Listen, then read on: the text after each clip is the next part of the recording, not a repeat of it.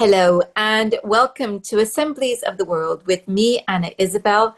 And I am really delighted to welcome my guest today, who is Dr. Natasha McBride, the author of this marvelous book. Um, it is Put Your Heart in Your Mouth. And she's also written a number of other books on health, and of course, is um, the wonderful architect of the GAPS diet. So a long list of wonderful contributions that you've made for us. Natasha, welcome. Thank you for inviting me. I'm happy to be here. This, we could talk about so many things that you've done, but as I happen to have been given this beautiful book, which I am basically recommending to just about everybody, I thought maybe today we could talk about the topics that you cover here. I'll just say the title again: Put Your Heart in Your Mouth. And I wonder why you wrote this book. Why was it so important to talk about the heart? Because heart disease is our modern epidemic and everybody hears about it. And it's been almost, 80 years now that humanity has been preoccupied with this subject. And there's more propaganda on this subject than there is on any other subject in the world. More confusion than on any other subject. The confusion began in America when in the 1940s and 50s, American government started wondering why heart disease is becoming such a big problem in America for American citizens. Nobody was coming up with any ideas.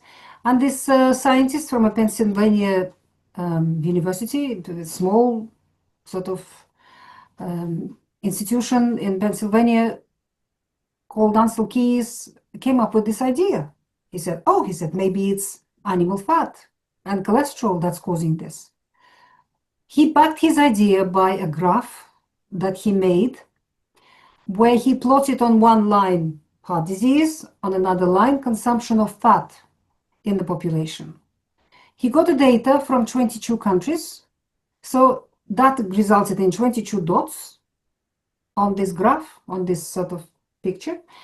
And there was no logical connection between these dots whatsoever. They were scattered all over the place. But what Ansel Keys did, he drew a line starting from the corner up, and 6 dots fitted into that line. So he kept those dots. All the other dots he erased from the picture.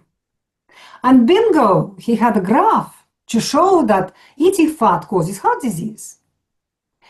I don't know why this deceptive graph was accepted by the scientific community or anybody else in the world, but for some reason it was. And money started pouring in, institutions were set up, studies were set up. So a hypothesis was suggested that fat causes heart disease. A hypothesis is not the truth. It needs to be proven. No other hypothesis in the world has been worked on so much and such huge funds spent than this particular hypothesis. Hundreds of studies were done in all the countries of the world, thousands of scientists involved, and the more the true, honest science was working on it, the more it was proving that the hypothesis is completely and utterly wrong. Problem is, while the science was working on this hypothesis, trying to prove it right, a very powerful and very wealthy political and commercial machine grew up on this hypothesis. Pharmaceutical industry is making billions, food industry is making billions, agricultural industry is making billions, Western governments are making billions, and Western medicine is making billions. Medical industry is making billions. And the more the scientists are raising their hand and saying hypothesis is wrong, cholesterol doesn't cause heart disease, fats don't cause heart disease, the stronger becomes the propaganda coming from this commercial and political machine. That is why the whole population, generations of people now in the Western world and actually all over the world now have grown up with these ideas. Even children are familiar with the word cholesterol. Even children know this word. And even children know that fat is bad for you and cholesterol is bad for you. That's where the idea comes from. So, what did the honest science actually show? It has shown that cholesterol in your blood has nothing to do with heart disease, or heart attacks, or strokes, or angina, or any other of these problems. It has shown conclusively that people who eat the most animal fat and the most cholesterol-rich foods are the healthiest overall. They're protected from every disease, not only from heart disease, and they live the longest lives, to such a degree that major researchers in this area have raised the question: we need to increase blood cholesterol in our elderly population. Instead, it's being reduced by the medical profession. So let's come back to heart disease and arteriosclerosis. What exactly is it? We now know conclusively that it is what it is. I'll explain what it is. It is an inflammatory process. It's inflammation. The basis of it is inflammation. So, whatever gets into your blood, in your body, and things come into your blood from the air, we breathe them through the lungs, they absorb, finish up in your blood. From your digestive system is a major source of various toxicity. It absorbs again and it gets into your blood. Various infections get into your body through the lungs, through the digestive system, through your skin, through other sources.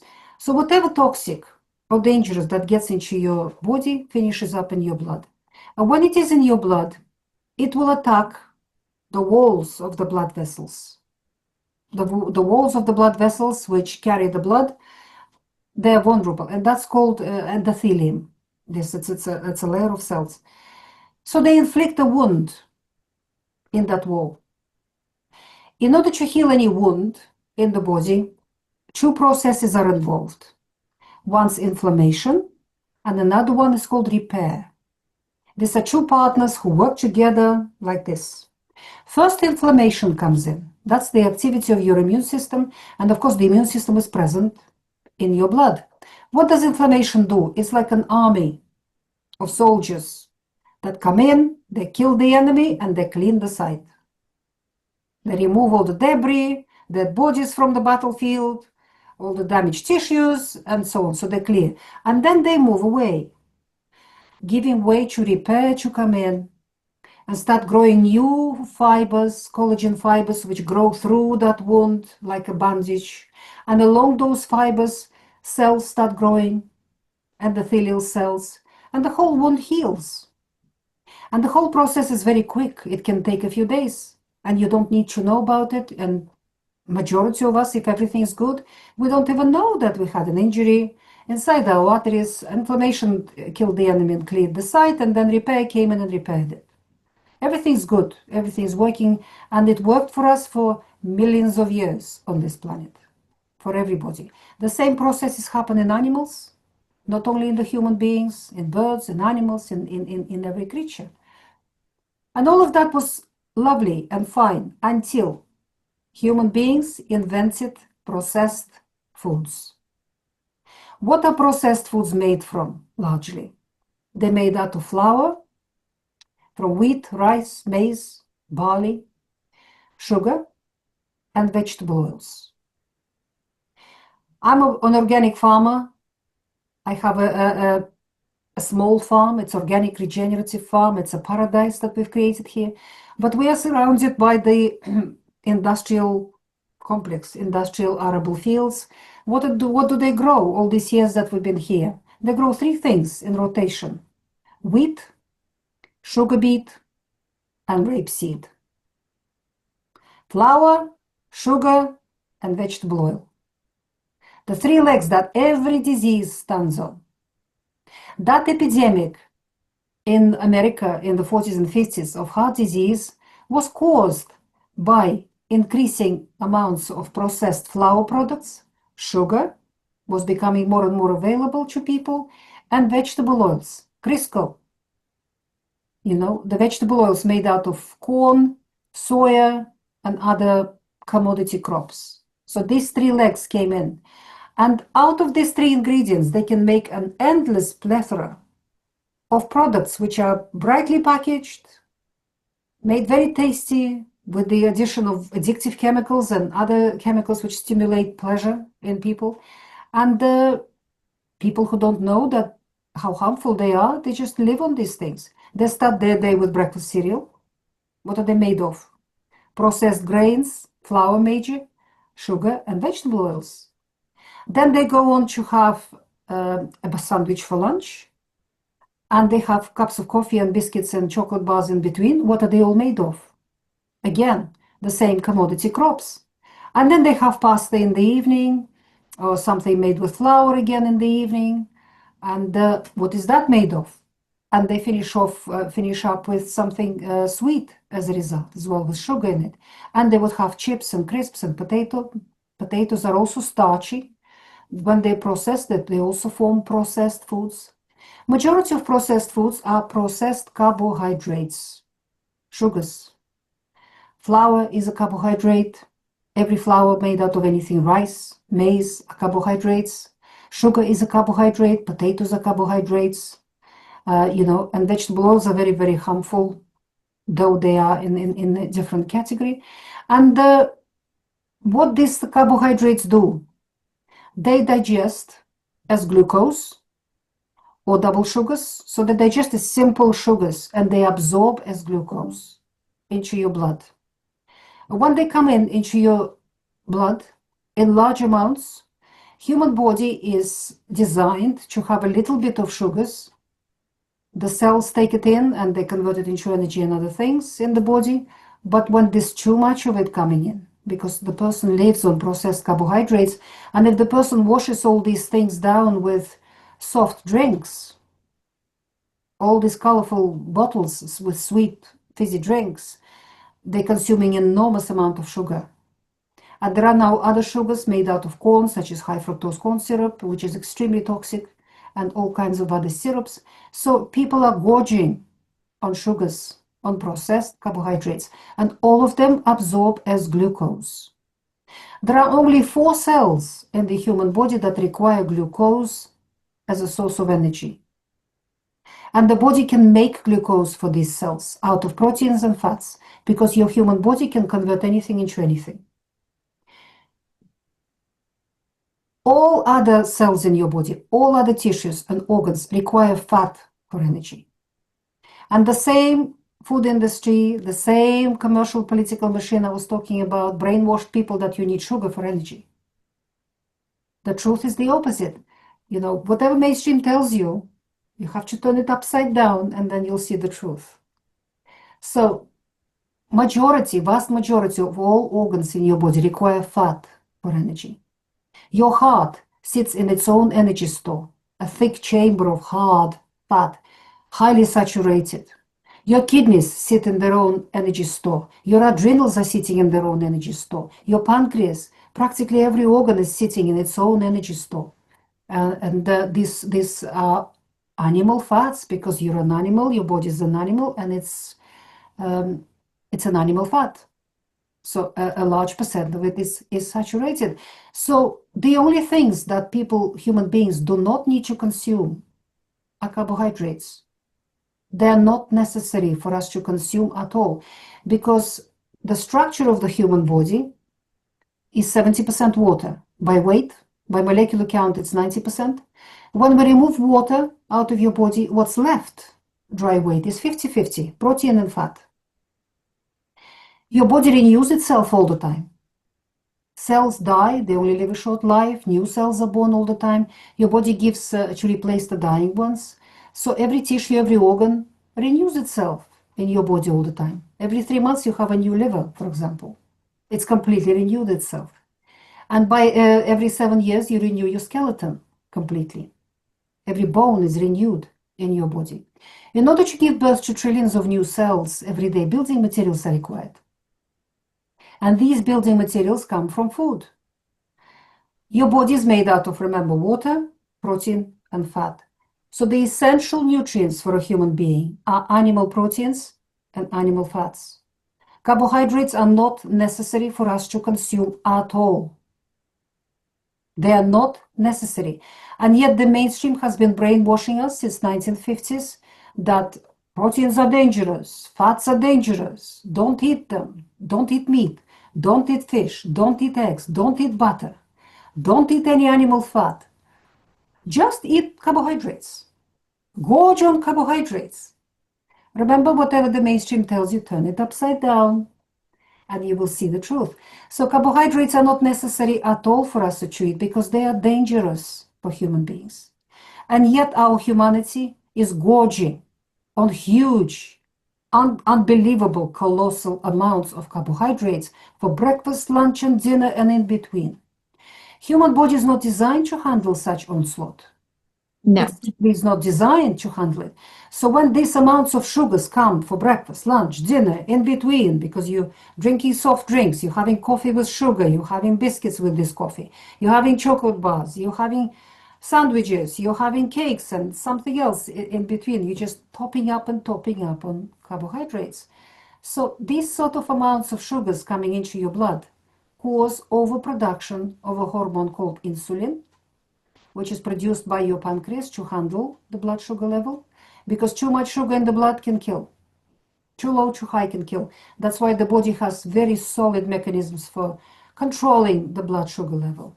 And when a person keeps gorging on processed carbohydrates, they start producing uncontrolled amounts of insulin, shock amounts of insulin. You finish up living with high levels of insulin in your blood all the time. That's a very bad situation because insulin is very damaging. Insulin is a pro-inflammatory hormone. It causes inflammation in your body, it initiates inflammation, but it will not allow it to stop. So let's come back to that little wound in your artery. Inflammation comes in first, kills the enemy, clears the site, but then it has to step back, it has to subside for the repair to come in and repair the wound.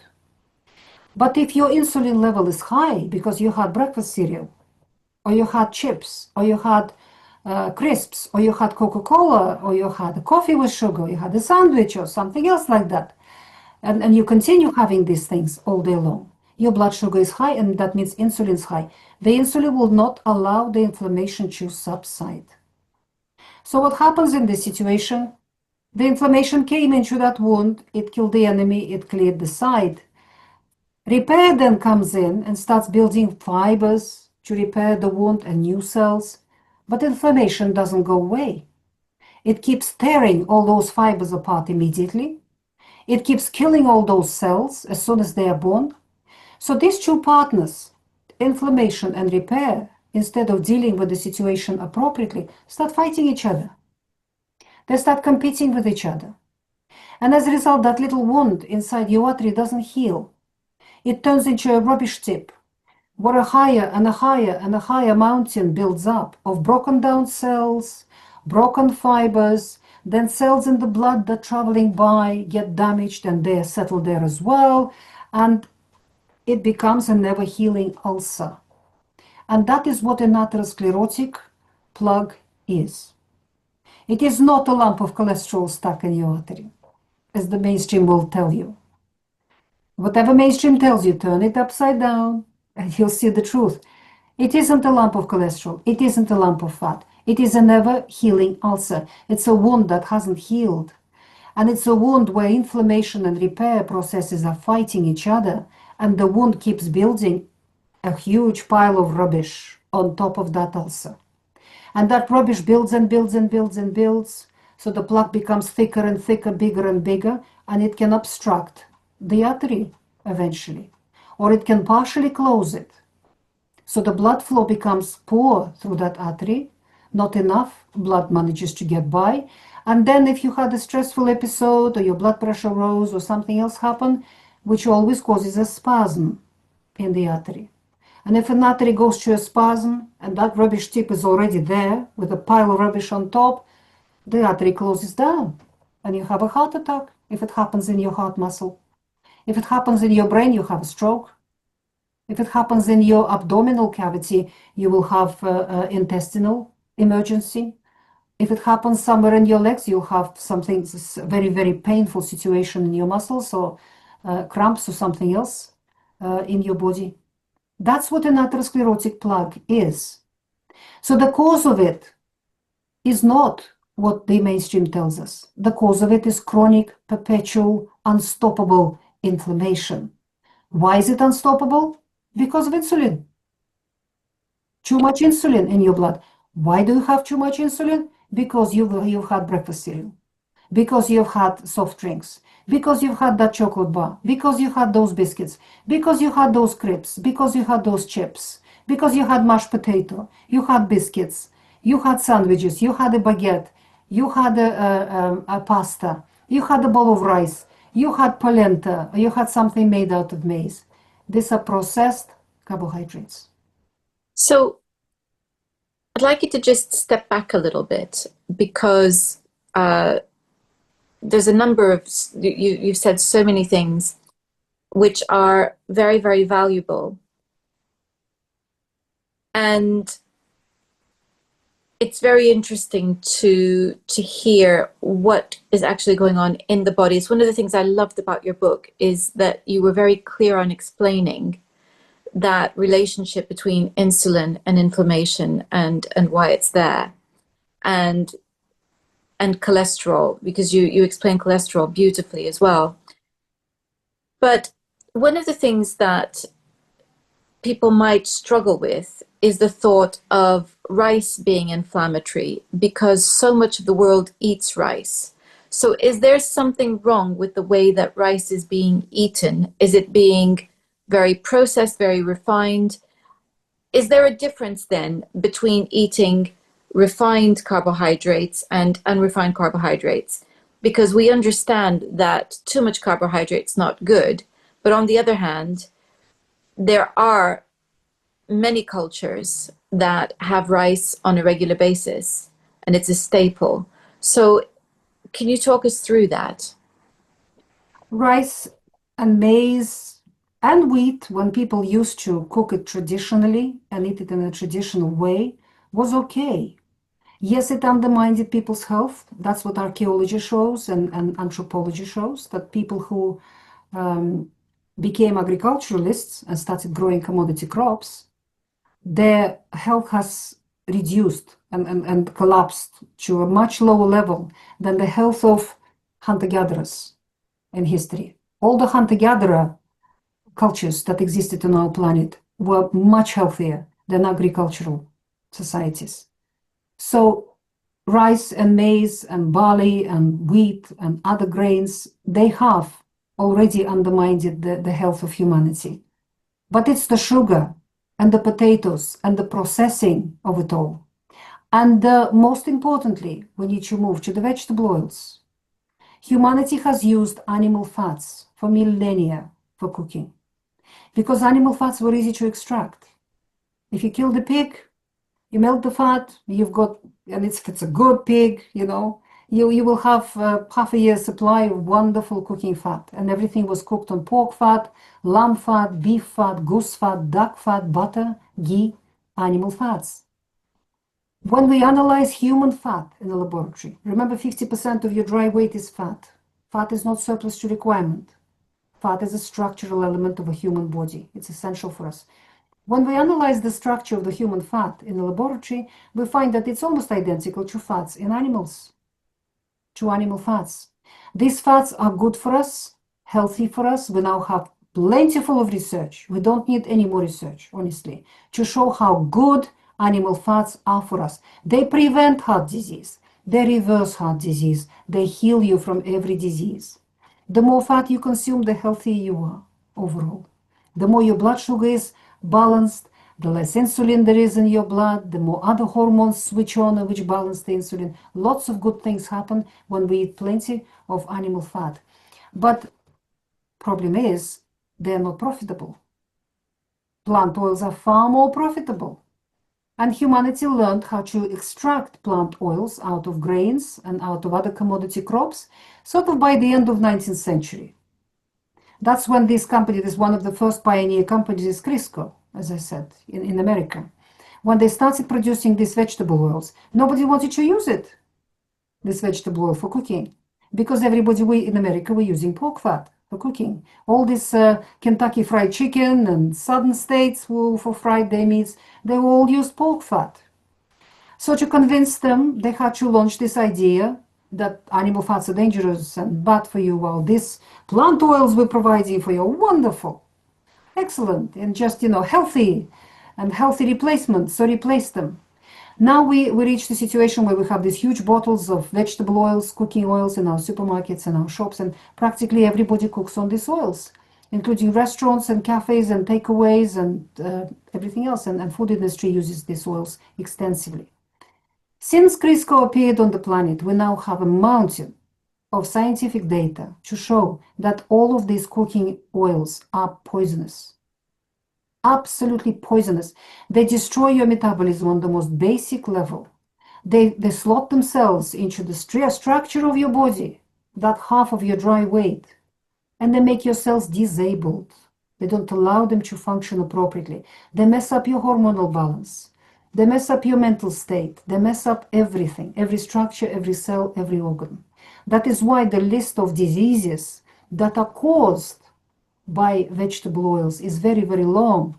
And practically every chronic disease, including cancer, heart disease, infertility, childhood abnormalities, pregnancy abnormalities, mental illnesses, hormonal abnormalities, neurological illness, autoimmunity, allergies, anything and everything is caused, not just associated, caused by vegetable oils. These are poisonous things and nobody should be having them. And these oils that Crisco has launched at the end of 19th century are a major piece of the puzzle why Americans started getting heart disease. Because There's before then, if you look at the old medical textbooks, there was no heart disease in the world. It was so rare. Majority of doctors have never seen it in their practice. And it's only when people switched from using animal fats to using these vegetable oils for cooking their food, that's when heart disease started appearing. And at the same time, sugar became cheap and available, and lots of it, was produced, and other things started getting processed. So the combination of these vegetable oils and processed sugars, that's what caused the epidemic of heart disease in America. And that's what launched the whole diet heart hypothesis. so I want to focus on sugar for a bit because um, one of the things that really changed my perspective on sugar was reading a book that you actually reference, Sally Fallon's book about traditional foods. And she talked about how sugar, actually, to process sugar, our bodies work so hard that they're having to leach minerals out of our bones and our teeth in order to process sugar. And anytime I have a sugar craving, that comes to my mind, and it's very, very helpful. Um, but you go one step further and you actually talk about how much how much magnesium, for instance, is needed to process one molecule of sugar. I I found that breathtaking. So, can you tell us about what refined sugar requires of the body in order to process it and why it's such a problem? People, I remember I met a number of doctors who say, what can be wrong with sugar? We've got sugar in our blood. Sugar can't possibly be bad for us. If our medical doctors don't understand that, then what do we expect from anybody else to understand this? Mother Nature gave us plenty of sugar.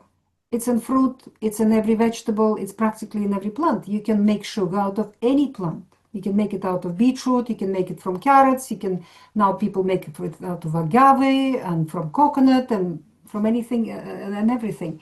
But originally people started making sugar from sugar cane and sugar beet. Sugar beet came in a bit later. And what we've observed in people who ate sugar cane as it is, as a plant, they chewed sugar cane, they were perfectly healthy people.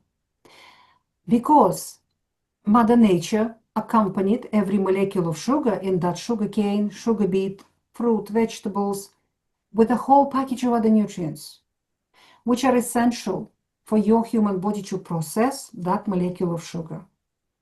In order for your body to process 1 molecule of sugar, it needs 56 molecules of magnesium. It needs dozens of chromium. It needs enzymes, it needs proteins, it needs amino acids, it needs fat-soluble vitamins, and it needs saturated fats, animal fats. It requires a whole caboodle. So every molecule of sugar comes with a whole entourage of nutrients. When you eat a fresh piece of beetroot or a fresh carrot or a fresh piece of sugar cane or a piece of sugar beet. But nobody's doing that in the world. They haul all of these plants into a big factory where sugar is extracted and everything else is thrown away. So when this sugar comes without the entourage, it comes like a highway robber into your body. It needs those 56 molecules of magnesium. Where are they going to come from? From your muscles, right there in your blood vessels. You know, when the sugar's in your blood, your arteries are muscular. They've got muscles in their walls. They can contract. In order to contract, those muscles need calcium. And there is plenty of calcium in the human body because it can come from the bones. But to relax, the arteries need magnesium. And if every molecule of sugar robs you of 56 molecules of magnesium, every spoonful of sugar, every sandwich, every piece of bread, every bowl of cereal, potato, and other things which turn into sugar in your blood rob you of magnesium. Vast majority of the population of the planet who are consuming these things have a serious chronic magnesium deficiency. And what does it do? In children, it causes hyperactive behavior, inability to focus, inability to learn, inability to behave. You scrape your child off the wall when the child is deficient in magnesium. In adults, it causes high blood pressure. 100% of our high blood pressure epidemic, hypertension, is consumption of sugar. It's magnesium deficiency. The person has severe magnesium deficiency. So their blood vessels can contract because there is calcium around, but they can't relax. So your blood pressure goes up as a result. And then you go to doctors and they start pulling at this problem from that tail end and that tail end using powerful pharmaceuticals, but they will never address the magnesium deficiency because they don't know about it. That So, is yeah, such an important piece of information that you've just given us. The relationship between high blood pressure and a deficiency of magnesium, and the role that sugar plays in that. And high blood pressure, we know it doesn't just cause problems with the heart, it also can cause strokes. it could cause anything. High blood pressure is very dangerous. And a large percent of our population, starting from the age of 35, 40, are on blood pressure medication. Beta blockers plus some other medications they put on. So if you instead get a good magnesium supplement for yourself to start with, and it needs to be an amino acid chelate of magnesium, so magnesium glycinate, magnesium citrate, magnesium picolinate, usually, and there are good supplements on the market, start with that, and then remove all these processed sugars out of your life. The problem with sugar is that it's addictive. When people eat it, and not only sugar, but anything that digests as sugar. So that means flour, anything made out of flour, rice, and maize, and polenta, and potatoes, everything that digests as sugar in your digestive system. It feeds certain microbes in your digestive system. You know, my main work is GAPS, gut and psychology and gut and physiology syndrome, which basically explains to people that your body, your human body, is a microbial community. There are far more microbes in you than there are human cells. You are a microbial, a balanced, very diverse microbial community. And your digestive system has the hub of that microbial community, the big government of this microbial community. And when you eat sugar like that, processed carbohydrates, certain microbes in your gut then proliferate because they love these sort of things. They convert it into many toxic substances which make you ill. Every chronic disease comes from the gut. Every, without exception, every chronic disease is GAPS from my point of view. And these microbes are clever. Part of that toxicity that they convert your chips into, your fried potatoes, your breakfast cereal, your sandwich, your baguette, your pasta, your sugar, Your biscuits, your cakes, they convert them into morphines and endorphins. These things absorb and get into your brain and turn your brain into a drug addict. So the brain then tells you, oh, I don't want a proper meal. I want chocolate muffins. I want cornflakes. I want sandwich. I want baguette. I want this bun. I want this biscuit. I want these cakes. I want these sweets. Because this is the drug addiction. You're not buying drugs on the street corner. The drugs are manufactured in your own digestive system out of that baguette, out of that donut, out of that chocolate muffin, out of that breakfast cereal, out of all those processed carbohydrates. You become a drug addict. You become addicted to these sort of things. And apart from that, fungi, which proliferate in people, produce alcohol. So people become not just drug addicts, they become alcoholics as well, low-grade alcoholics. 2-year-old, 3-year-old kiddies, small children get into this kind of drug addiction, into this vicious cycle. It's very difficult for these people to stop eating sugar because addiction is very difficult to overcome. So whenever what we do in the GAPS nutritional protocol, I tell people take a jar of coconut oil or ghee or butter, add a spoonful of sugar in it, taste it. If it's not satisfying, add another spoonful of, not sugar, honey. Excuse me, not sugar, honey. I think that was an important correction. Exactly, honey, because honey is allowed. Yes, honey is natural, honey is not processed, honey has been produced by Mother Nature. It's complete, it works completely differently in the human body. So you make that jar with butter and a few spoonfuls of honey. It's very individual how much honey to your individual taste. And then you take that jar with you everywhere, and every 15-20 minutes you eat a few tablespoons of this mixture. What it will do, it will keep your blood level of sugar correct, within the correct limits, and that will reduce the cravings. It will allow you to overcome that sugar cravings and that addiction. Because when the body is, when you want sweet, the reality is the body is starving for fat. It is asking for fat, not for sugar. It's asking for fat, but because you have a high level of insulin in your blood, and because you're addicted, it all gets mixed up. It's the fat that you need. So if you keep eating that fat with a little bit of honey, and as your problem with addiction will start reducing, you'll find that that initial jar that you've made is too sweet. You need to reduce the amount of honey until you finish up with just fat and you're perfectly satisfied with it. You don't need the sweetness anymore. I love that. That's a super top tip, I think. It's brilliant. Wow. So the other thing that everybody is being told to reduce is salt. But I think that you're going to tell us that all salt is not made equal. So tell us about salt, Natasha, please. Mother Nature gave us two sources of salt, the sea, the oceans, and your blood is like the seawater. It's very similar to the seawater. And the salt from mines in the mountains. These salts have 92 minerals and trace elements. Every one of those elements is essential for the human body. And it should never be removed and it should never be processed. But what does a salt in the supermarket have? What they do, majority of the consumers of salt production in the world are the plasticizers industry, chemical industry, and other industries. They want pure sodium chloride. So what happens, majority of salt is processed, where pure sodium chloride is extracted, and it goes to the industry and it goes into supermarket for consumption, for human consumption, and all the other minerals and elements are removed. So that salt is very harmful. Even our mainstream doctors understand that, and they tell you not to consume that salt. It's very, very harmful because it is not natural anymore. It's processed, it's lame, it's deficient. So it's very important for every one of us to consume whole, natural, unprocessed salt.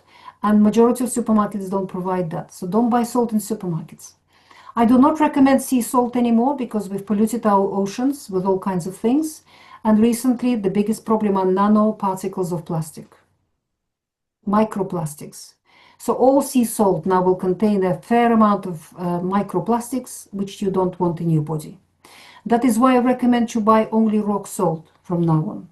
to use only rock salt, which comes from mines in the mountains, because that is a primary salt. It forms in the core of our planet and then it travels up into the crust, into the mountains. So that will not have microplastics in it. It's So, very useful. so this would be something like Himalayan salt. Like Himalayan crystal salt. And that kind of salt, you don't need to limit at all. You eat as much as your heart desires. Your body will tell you how much you need. And the more the person is under stress, for example, and we live in a stressful environment, the more you stress, the more pressure is on you, the more fat and salt you need to consume to cope with that pressure, because that is what your adrenals need. And while we're on the subject of salt, I'd like to mention water. Again, the mainstream will tell you to drink 2 liters, 3 liters. There are different numbers that are given to people per day. Whatever the mainstream tells you, turn it upside down and you will see the truth. And you see in every hot country, like Egypt, for example, around the pyramids and Middle East, you see these buses of tourists arriving, all carrying a bottle of water and glugging on that water all day long. While their ankles are swollen, their blood pressure is high, they're all puffy and waterlogged. If you talk to Berbers and other Middle Eastern native people who live in the desert, they don't drink water. They eat salt all day long. Because only your body knows when it needs water and when it needs electrolytes. And if you have too much water, you can wash all the electrolytes out. You can become low on sodium. And then you'll become waterlogged and you'll have high blood pressure and your ankles will be swollen and you'll just won't feel well. And when we sweat in hot places, we lose a lot of these salts and a lot of magnesium too. And if you keep drinking water on top of that, you're washing out a lot of it out through urine as well. You become even lower on sodium and on magnesium and other things. So your blood pressure goes up, magnesium deficiency, your ankles get swollen, you become waterlogged, and it's not a healthy situation. Drink only when you're thirsty. Your body is infinitely wise. It knows at every moment what it needs, and it gives you a desire for these things. Listen to your desire. It's very important. That's your inner intelligence of your body communicating to you what it needs. If it tells you, I'm thirsty, then have some water. But if it tells you, I want something salty and fatty, eat something salty and fatty instead. Don't drink 2 liters of water per day because you can get yourself into trouble. So the trouble with listening to our bodies is that for many of us, because our diets have been so out of kilter with what our bodies actually need, our bodies have got a little bit confused. So it takes a while then, doesn't it, in terms of cleaning up the diet to get to a point where we can actually trust our bodies, because our bodies are telling us, oh, I want sugar.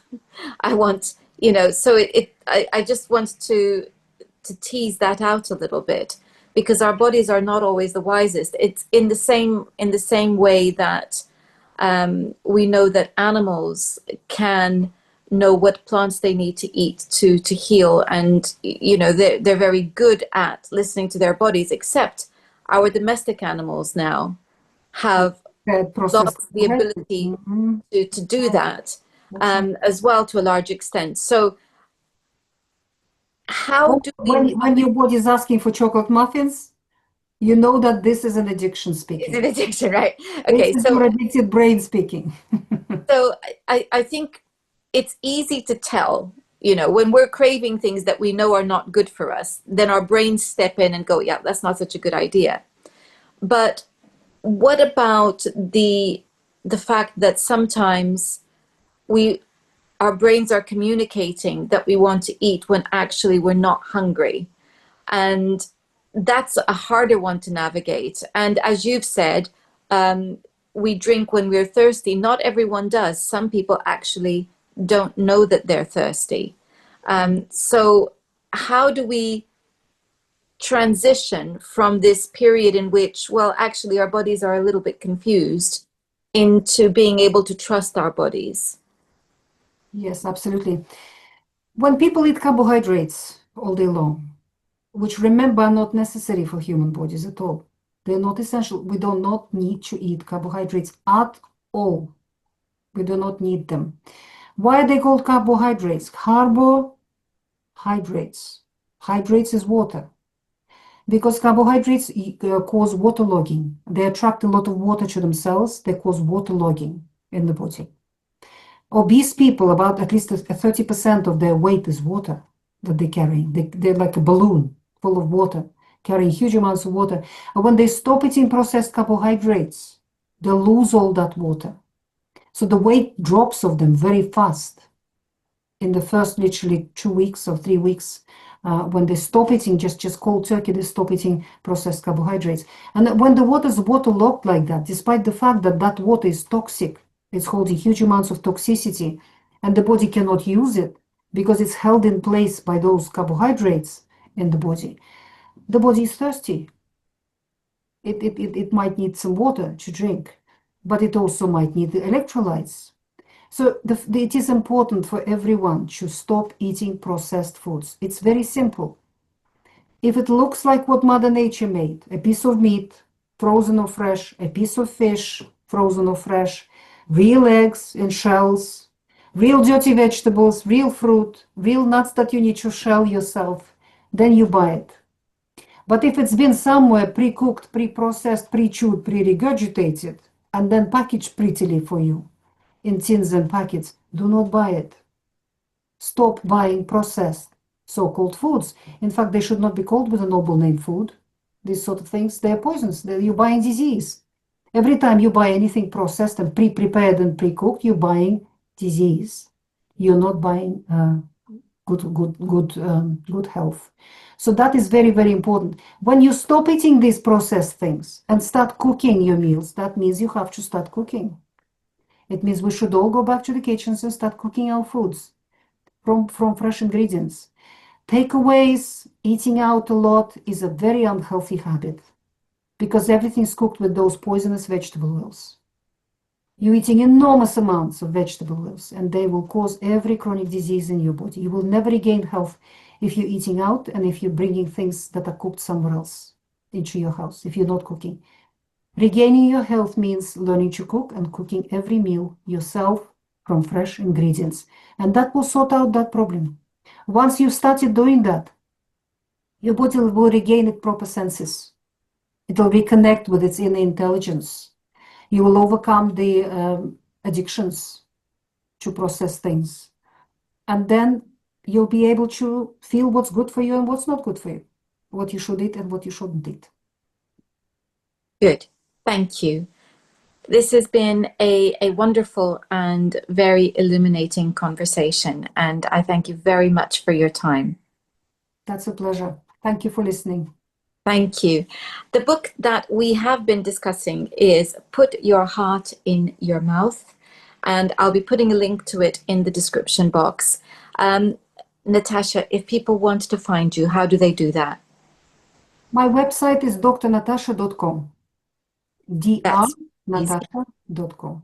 I have just launched on that website a new masterclass, which has all the latest information on how to heal from any chronic disease. So I welcome everybody and and invite everybody to join me on that masterclass. It's very extensive, it's very big, and but it will teach you everything you need to know about your health and how to be healthy and how to have a healthy family. Fantastic. Well, the link is going to be in the description box. And just a word more on health. Those of you who are watching and are members of CABI, you need to know that I am in the process of making some amazing, a series of amazing videos, also designed to help you with health. And if you look on the newsletter, you will find the links to that. If you are not a member of CABI yet, now is the time to join. And being able to look after your health is one of the great benefits of being a member of CABI also. So the link is in the description box, and I thank you for watching. And until next time, wish you goodbye.